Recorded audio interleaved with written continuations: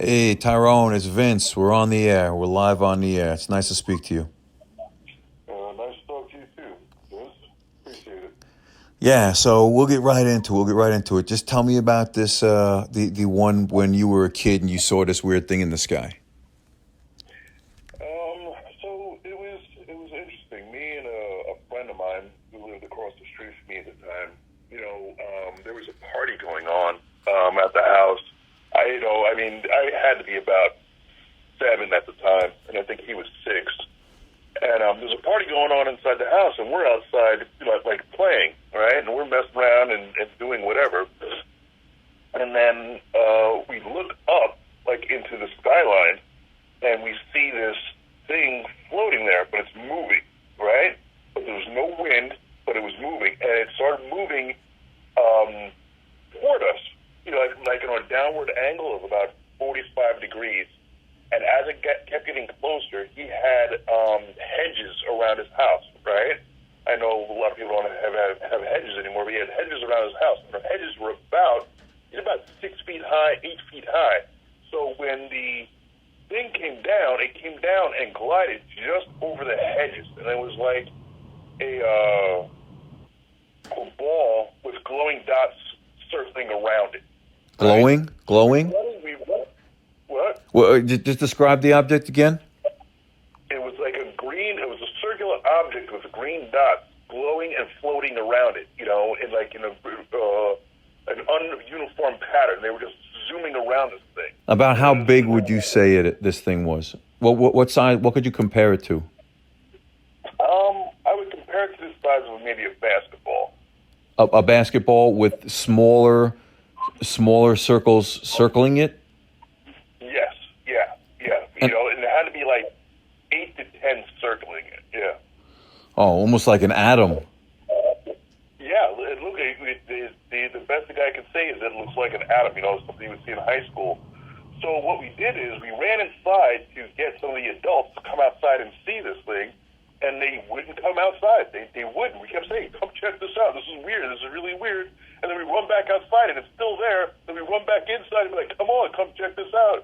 And then we run back outside, and it started moving again after it was over us, right? Like down the side of the house, right? Because the house was 2 stories, and it was moving down the side of the house.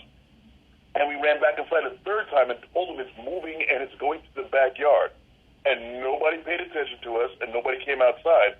And then we ran into the backyard, and it went through the backyard, and then it went like further down the street behind the house, and then it shot off into the air. And we were just like, holy cow. And we told people about it, and they just kind of blew us off. But me and my friends at the time, we both remember the same thing until this day. And you said you were about 7 years old at the time? About 7 years old at the And time. there were no drones at that time? No, there were no drones. There were no drones.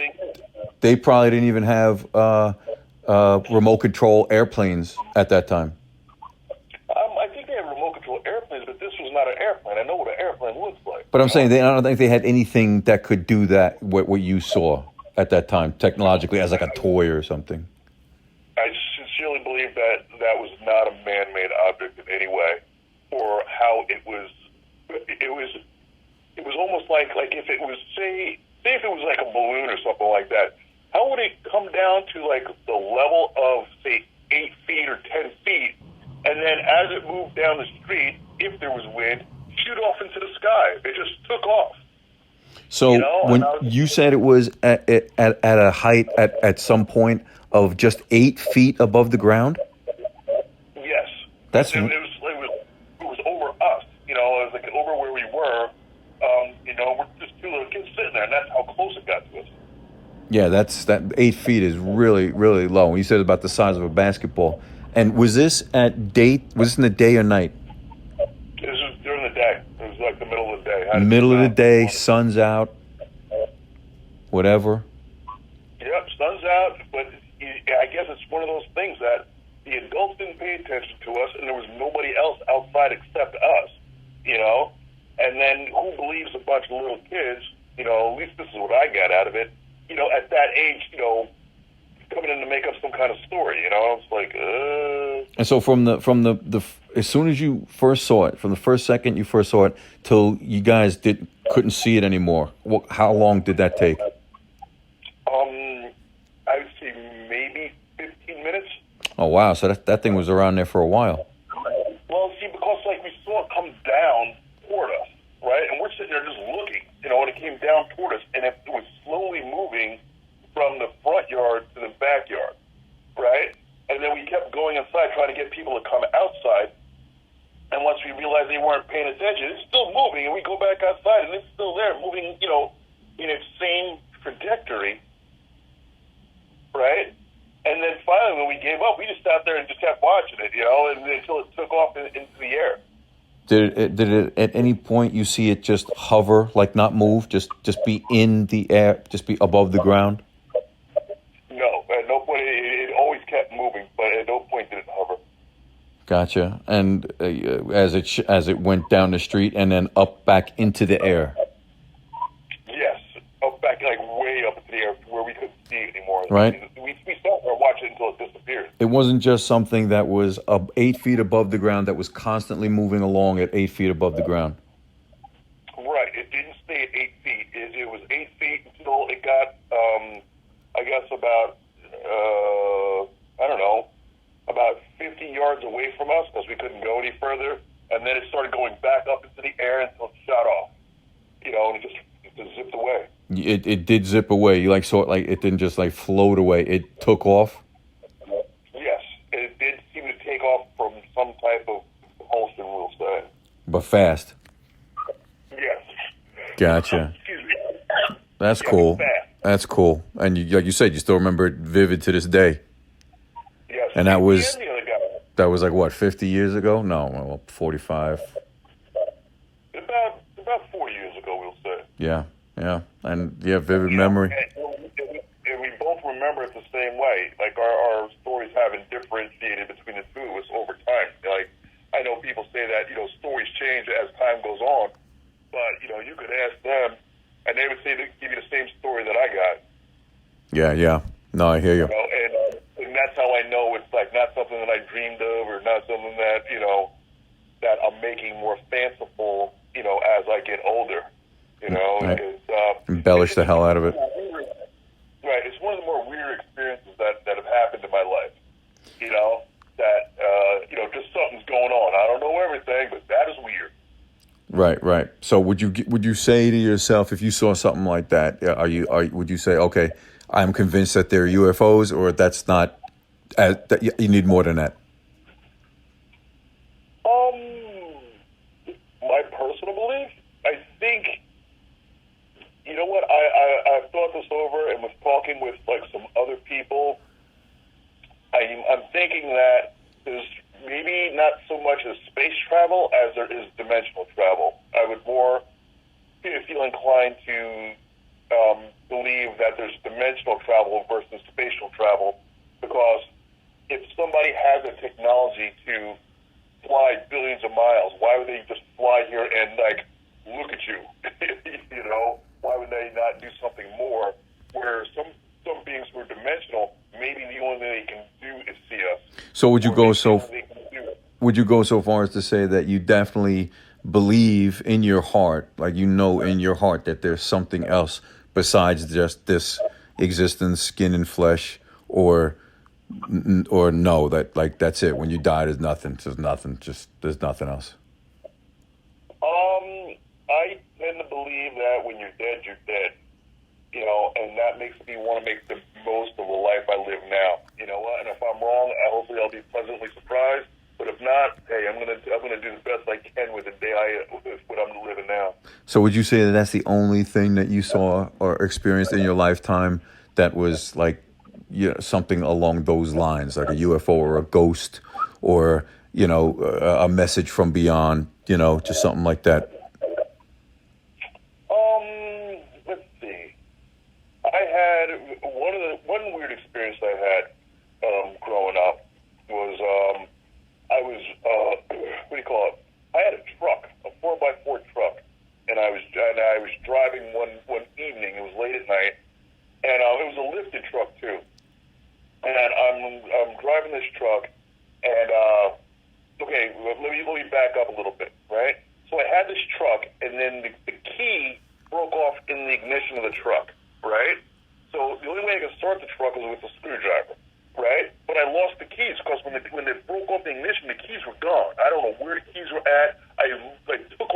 out. I did everything because I needed those keys, for work and for home and for everything else. And I couldn't find the keys. Couldn't find them. There's nothing I could do to find these keys. Right? But so anyway, I would start the truck up, and I was driving home one evening. Right? And I'm driving a little faster than I should be driving. And I'm coming up around a turn, and I end up hitting a curb. Right? Now, this is a lifted truck. You figure I would go over the curb. I didn't go over the curb. I flipped my truck forward. That means that instead of rolling it, like some people would do, you would hit the curb and it would roll over. I flipped the ass over end of the truck, right? But as I did this, I'm not wearing my seatbelt at the time. That was before like the whole seatbelt laws and stuff came into play. Something in my head told me to turn my head.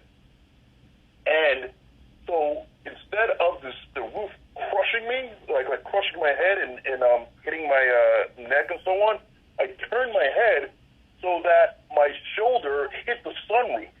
So all the impact went on my shoulder instead of hitting me on the top of my head. And something inside my head told me, turn your head. It was just like out of nowhere.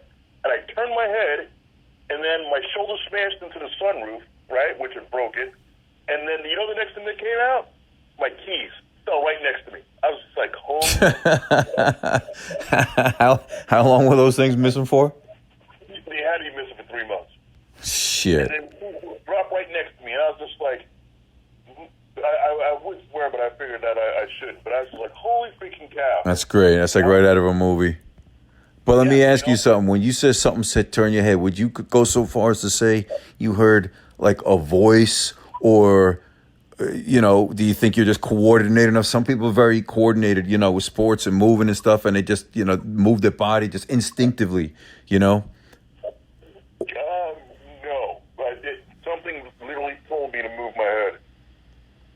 Yeah. Some instinct, I don't know if you want to say it was like ancestors or a guardian angel or somebody looking over me or something of that nature. But I know that if I would have stayed straight in my seat, I would probably be dead. Gotcha. So but the moral of the story, the point of the story is that you feel like something else, like maybe prevented or whatever. You think like the hand of God, whatever, something reached out and changed what, could have been a lot worse. It could something kept you alive. Something kept me alive. That's what I'm going to believe. Something kept me alive, but I'm not one of those people who count on these things. I'm just saying, look, something happened. I don't know what it was. I don't know where it's from, but I'm going to try not to do something so stupid again. That's the lesson, right? Yeah, the lesson is don't do that again. Yeah. And I'm not trying to, look a gift horse in the mouth about, about what had happened. I'm just saying that, something happened. I don't know exactly what, but I'm being truthful about what I believe happened, and I can't explain it. Hey, and it was a happy ending, man. You found your keys. It was like a Spielberg ending. Yeah, I found my keys after I replaced all my keys. Now you got a spare, man.